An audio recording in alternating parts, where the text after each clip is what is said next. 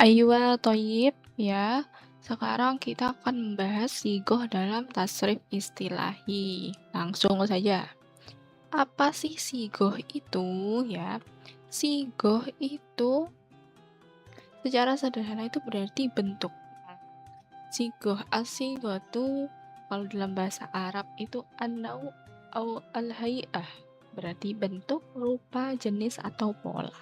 Kalau secara istilah, sigoh itu artinya bentuk kata yang menunjukkan makna tertentu. Sederhananya berarti bentuk ya. Contohnya dari kata kataba. Nah, bisa berubah menjadi yaktubu, kitabatun, katibun, maktubun, dan lain-lain. Nah, sesuai dengan artinya, sesuai dengan makna artinya. Jadi, sigo itu seperti suatu kata yang memiliki beberapa bentuk sesuai dengan kebutuhan maknanya. Nah, sigo itu terbagi menjadi 10 jenis. Yang pertama yaitu fi'lul maldi. Nah, fi'lul maldi itu suatu pekerjaan yang menjelaskan sudah terjadi, ya. Dari kata maldi, maldi itu sudah terjadi. Berarti kalau misal kataba itu dia sudah menulis. Nah, kata kataba menunjukkan pekerjaan yang sudah dilakukan. Nah, contoh lainnya adalah nasoro, sudah menolong, doroba, sudah atau fataha sudah membuka ya. Ingat-ingat kalau fi'lul madhi itu sesuatu yang sudah dilakukan ya. Selanjutnya ada fi'lul mudhari. Nah, kalau fi'lul mudhari itu contohnya itu yaktubu. Dari kata kataba jadi yaktubu.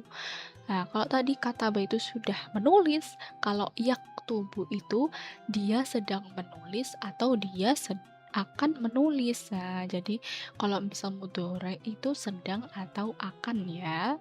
Nah, berarti contoh lainnya apa? Yang suruh, yatribu, yaftahu. Nah, berarti kalau ada fi'lul mudhari berarti menjelaskan tentang sedang dilakukan atau akan melakukan. Itu pakainya fi'lul mudhari.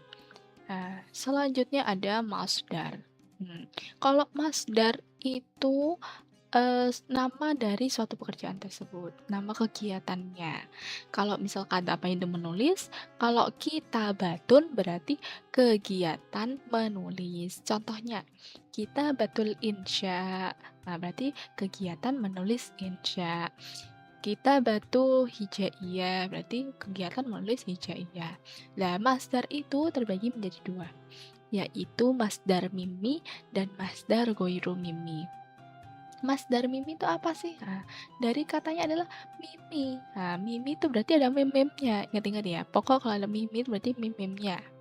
Nah, contohnya itu kayak gimana? Nah, contohnya adalah matrobun. Matrobun berarti adalah kegiatan memukul. Nah, dari kata doroba. Ingat-ingat ya, dari kata doroba berarti matrobun adalah kegiatan memukul. Kalau masdar goiru mimi berarti masdar yang nggak ada mimnya. Contohnya ya kayak tadi, kitabatun, kiroatun. Nah, ya, berarti itu masdar goiru mimi, kegiatan menulis, kegiatan membaca. Berarti kalau kiroatul Quran berarti kegiatan membaca Quran, ya. Selanjutnya ada ismun fa'il. Nah, kalau ismun fa'il itu orang yang melakukan pekerjaan tersebut atau subjek. Subjek berarti kalau dari kata-kata berarti fa'ilnya adalah katibun. Katibun berarti orang yang menulis. Orang yang menulis itu disebut apa? Penulis. Berarti katibun adalah penulis. Nah, kalau dia adalah penulis berarti huwa katibun. Contoh lain apa? Nasirun berarti penolong ya.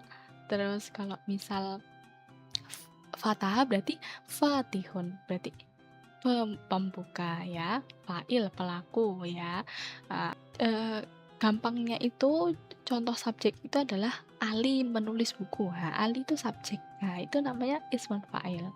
Aisyah, Budi, Fatimah. Nah, pokoknya yang melakukan itu namanya ismun fa'il, yang melakukan pekerjaan ya.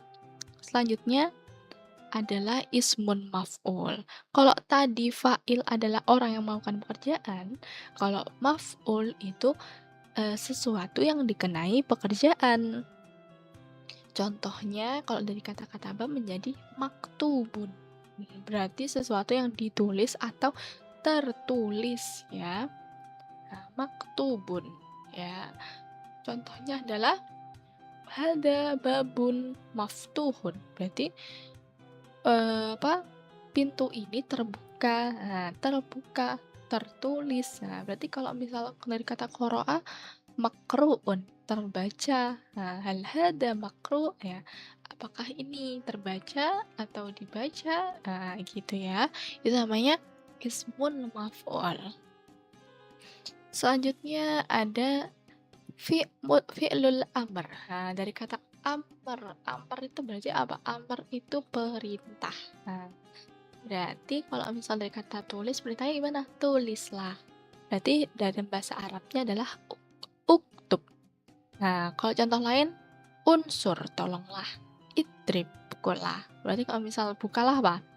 Iftah, ya. Pokok fi'lul amr itu menyuruh ya, lakukan. Nah, pokok amr itu apa namanya? Menyuruh ya. Terus selanjutnya ada fi'lun nahyi. Nah, fi'lun nahyi ini kebalikannya dari fi'lul amr tadi. Ya, kalau fi'lul amr menyuruh, kalau misal fi'lun nahyi adalah larangan. Nah, larangan itu depannya itu pasti ada la-nya. La. Nah, jangan. Berarti la taktub, jangan menulis. La tadrib, jangan memukul. La tahrus, jangan keluar. Nah, berarti kalau misal jangan dibuka apa? Jangan dibuka berarti la taftah ya, begitu ya. Itu namanya fi'lun nahyi. Selanjutnya ada ismuz zaman. Namanya aja zaman. Zaman berarti waktu. Berarti ismu zaman adalah sesuatu yang menunjukkan waktu terjadinya pekerjaan tersebut. Contohnya adalah mau'idun. Dari kata wa'ada. Wa'ada itu artinya janji. Berarti kalau mau'idun adalah waktu janjinya itu. Nah, gitu. Waktu janjinya itu namanya ismun zaman ya. Nah, contoh lainnya ada masyrikun, maghribun, goroba dari kata goroba ya, terbenam. Berarti kalau maghribun berarti waktu terbenam, maghrib, makanya dibilang maghrib ya. Selanjutnya setelah ismu zaman ada ismul makan.